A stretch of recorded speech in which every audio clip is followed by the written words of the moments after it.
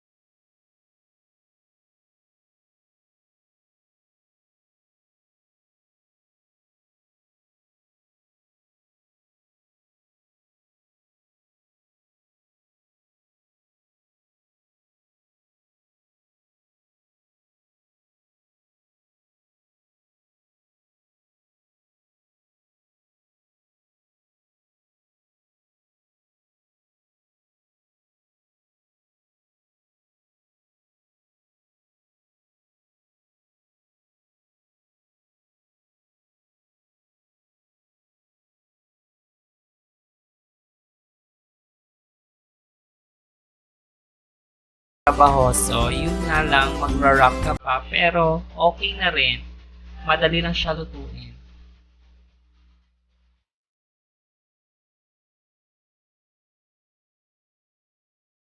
Pagkatapos, ilagay na natin yung ating condensed milk. Dalawang klaseng condensed milk yung ginamit ko mga guys. Isa is yung OB flavor at isa naman is yung buko pandan flavor. Tapos, imimix lang natin to mga guys sa ating malagkit na bigas hanggat na magkulay siya talaga na ubi siya. At mga guys, hindi ko po inubos yung buong laman ng lata dito sa malagkit na bigas. Kalahati lang pong ginamit ko na condensed milk kasi masyadong matamis na po siya. Depende naman po sa inyo at depende rin po sa panglasa niyo mga guys kung hindi pa siya masyadong matamis, so ilagay niyo po yung buong condensed milk. Charot lang mga guys. So nasa sa inyo naman po yun mga guys. Pagkatapos nito guys, ready na to. So eto na, na-mix ko na siya yung dalawa. So ready na siya at ready na rin siyang ilagay sa wrap natin. So eto na yung kalalabasan. Pagkatapos naghanda lang ako ng cornstarch at naglagay na rin ako ng tubig. Pwede din kayong gumamit ng kawasa, pwede din kayong gumamit ng mineral. So i-dissolve lang natin itong cornstarch kasi ito yung igagamitin ko pang dikit sa ating wrapper. Pwede din kayong gumamit ng egg yolk or plain tubig lang. Pero sa akin, ito yung ginamit ko yung may cornstarch para dumikit siya lalo. So, naghugas na rin ako ng kamay mga guys. Kasi wala po tayong gloves sa ating kitchen. So, kamay yung ginamit ko sa pagparap natin. Pwede din kayo gumamit ng gloves kung saan po kayo sanay. Kung saan po ang masanay sa kalooban nyo. Charot. So, naglagay lang ako ng cheese. Tapos, irarap lang natin to ang irarap hanggat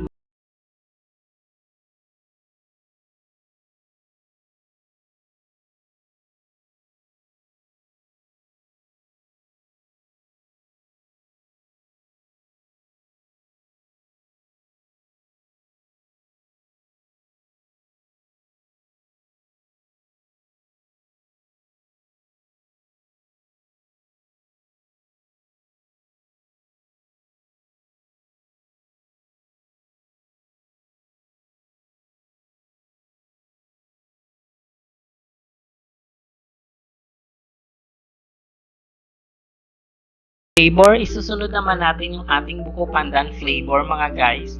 Same lang din sa ginawa natin sa una doon. Irarap lang natin to yung ating turon. Bago po yan mga guys, wag po nating kalimutan i-like yung video na to. At maraming salamat na rin sa pagsuporta. At wag na rin kalimutan i-click yung notification bell para ma-update ko po kayo sa aking mga next video. So, eto na mga guys, ready na siya. Tapos ko na rin i-wrap lahat. Finally, so pwede na to siya i-deep fry. At nag-prepare lang din ako ng wok or cooking pan. At hintayin lang natin to na mainit yung mantika natin. After that, pwede na natin ilunod yung ating turon. At make sure po mga guys, dapat naka medium heat lang po tayo or low heat para hindi po dali masunog yung ating wrap at yung asukal na ilagay natin. So ilulunod lang natin to at i-deep fry. Pagkatapos, maglagay na rin tayo ng brown sugar para sabay siya maluto sa ating turon. Yung iba nilalagay yung brown sugar sa loob ng turon, matamis na kasi yung condensed milk, kaya nilagay ko siya talaga sa labas na parang tinatawag talaga na turon, o diba? So lagyan lang natin to ng brown sugar, tapos haluin lang natin to ng haluin hanggat dumikit yung sugar sa ating turon. So ini-mix lang natin yun siya mga guys. Haluin lang natin. At wag natin po iwan natin ito mga guys. Haluin lang natin ito ng haluin para dumikit yung asukal. After nang dumikit yung asukal, so pwede na to. So kukunin na natin to at ilagay lang natin to sa malinis na lalagyan.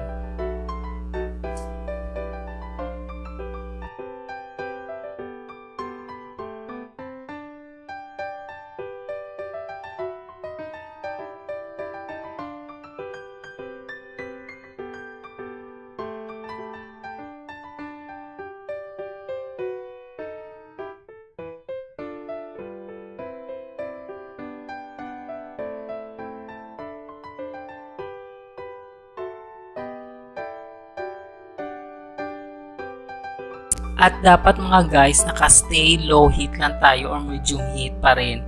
Kasi may tendency kasi na pumutok yung ating wrapper sa sobrang init ng mantika.